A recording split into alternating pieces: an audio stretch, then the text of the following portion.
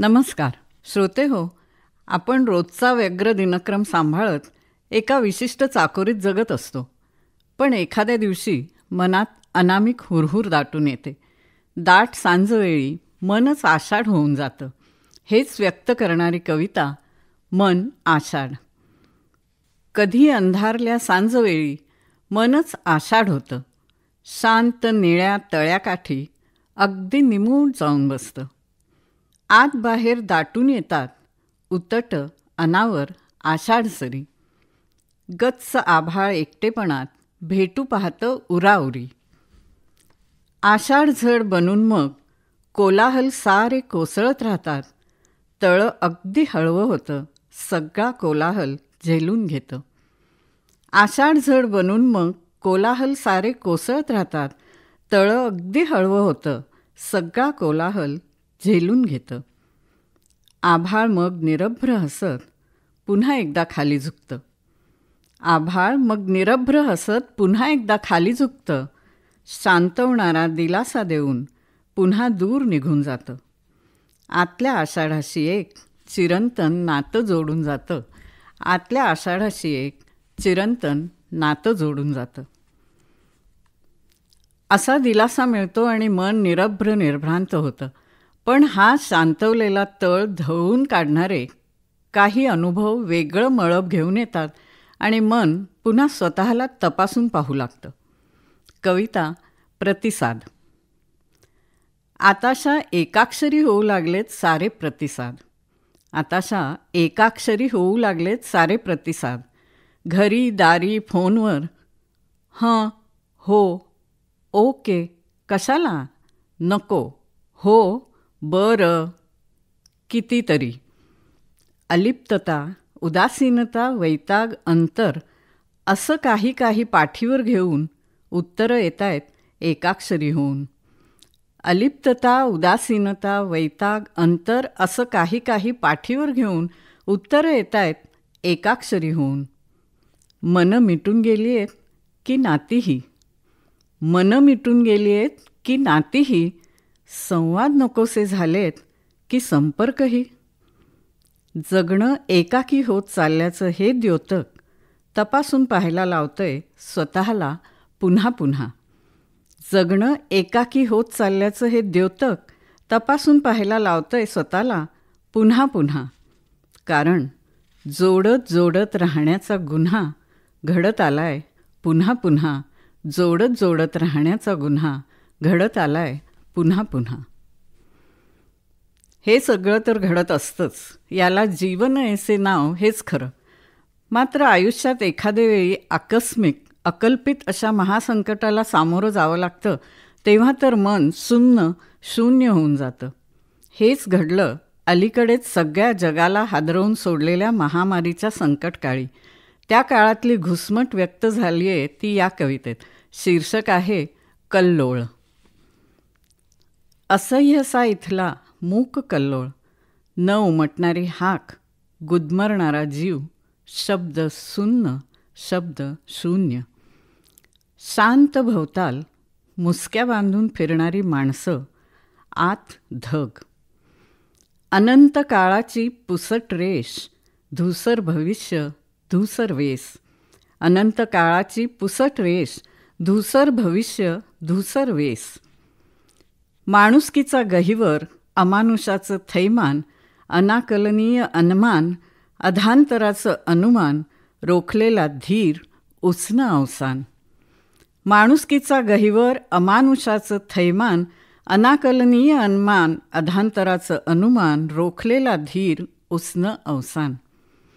कसला पाश, कसला श्वास, जड दिवस, जड रात.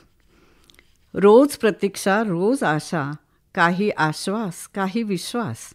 रोज प्रतीक्षा, रोज आशा, काही आश्वास, काही विश्वास. दूर कुठे वा जवळपास. आस राखून, श्वास होऊन, अंधार जाळे दूर सारून, आभाळ हात हाती धरून, शब्द मुक्त. आस राखून, श्वास होऊन, अंधार जाळे दूर सारून, आभाळ हात हाती धरून, शब्द मुक्त. मात्र आता प्रश्न एक भोवरा बनून राहिलेला. मात्र आता प्रश्न एक भोवरा बनून राहिलेला अमानुषाचं हे थैमान बदलू शकलं का काही आत वा बाहेरही? अमानुषाचं हे थैमान बदलू शकलं का काही आत वा बाहेरही? हा कल्लोळ आणि हा प्रश्न अजूनही सल बनून राहिला आहे. श्रोते हो, यानंतर सादर करते काही कणिका. आपल्याला जे व्यक्त करायचं असतं ते कधीकधी अगदी 4-5 ओळीतच व्यक्त होऊन जातं.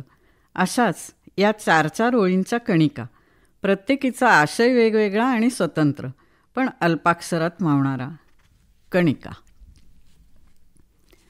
इथून आहे निघायचे वळून मुळी पाहू नको, गुंतलेला जीव जरी गुंता आता वाढवू नको. इथून आहे निघायचे वळून मुळीच पाहू नको, गुंतलेला जीव जरी गुंता आता वाढवू नको. ओंजळीतल्या थेंबाला रेतीचा कणच ठेवायचा की शिंपातला मोती बनवायचा? ओंजळीतल्या थेंबाला रेतीचा कण ठेवायचा की शिंपातला मोती बनवायचा? तूच ठरव, तूच ठरव, तूच ठरव. कवडशांचे पंख लेवून फुलपाखरं उडून गेली. कवडशांचे पंख लेवून फुलपाखरं उडून गेली. उजेडाचं आभाळ घेऊन अंगणात उतरून आली. उजेडाचं आभाळ घेऊन अंगणात उतरून आली. नीलतरंगी लाटा हिंदकळणारे दिवे, जन्मांतरीच्या ओंजळी विरामाची फुले. नीलतरंगी लाटा हिंदकळणारे दिवे, जन्मांतरीच्या ओंजळी विरामाची फुले. रसिक हो, कवितेचा आशय कधी शब्दांमधून व्यक्त होतो तर कधी शब्दांमध्ये सामावू शकत नाही. व्यक्त अव्यक्ताच्या सीमारेषेवर अनेकदा ती रेंगाळत असते. याच भावनांचं शब्दरूप पुढची कविता ओंजळ. कोऱ्या कागदावर मन टेकवलंस आणि निश्वास टाकलास. कोऱ्या कागदावर मन टेकवलंस आणि निश्वास टाकलास, पण मोकळी झालीस का खरंच? ते पापण्यांआडचं मळब, ते सांदी कोपऱ्यातलं उसासणं, ते आतल्या आत मुसमुसणं, सगळं तर तसंच तिथंच आहे. आतल्या डहाळीवरचं ते हळुवार गोजिरं फुलपाखरू अजूनही वाट पाहतंय. आतल्या डहाळीवरचं ते हळुवार गोजिरं फुलपाखरू अजूनही वाट पाहतंय. ती निळी निळी वाट अन सोनवरखी पहाट अजूनही साथ घालतीये. किती विणून घेतलेस कोश, किती कुंपणं, किती दारं, कड्या कोयंडे. किती विणून घेतलेस कोश, किती कुंपणं, किती दारं, कड्या कोयंडे आतून उघडण्यासाठी. आत एक दिवा, बाहेर थोडा उजेड. आत एक दिवा, बाहेर थोडा उजेड, पण तुझे डोळे मिटलेलेच. नाही भेटलं अजून आभाळ मोकळं मोकळं होण्यासाठी. नाही झाला कागद अथांग सारं सामावून घेण्यासाठी. नाही भेटलं अजून आभाळ मोकळं मोकळं होण्यासाठी. नाही झाला कागद अथांग सारं सामावून घेण्यासाठी. फुलपंखी स्वप्नांच्या पलीकडे पोचले मन आता. फुलपंखी स्वप्नांच्या पलीकडे पोचले मन आता. सगळं खरं, सगळं खरं, पण त्या निळ्या वाटेवरची हळवी फुलं तरी निःशंक मनानं वेचून घे. ती सोनवरखी पहाट स्वतःभोवती लपेटून घे.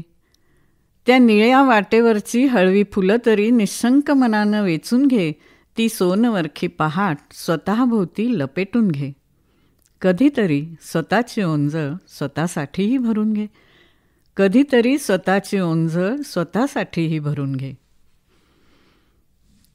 अशी ओंजळ भरून घेता घेता ती सोनवरखी पहाट आणि ती निळी निळी वाट एका निळ्या गहराईकडे घेऊन जाते अनोखा अनुभव देण्यासाठी.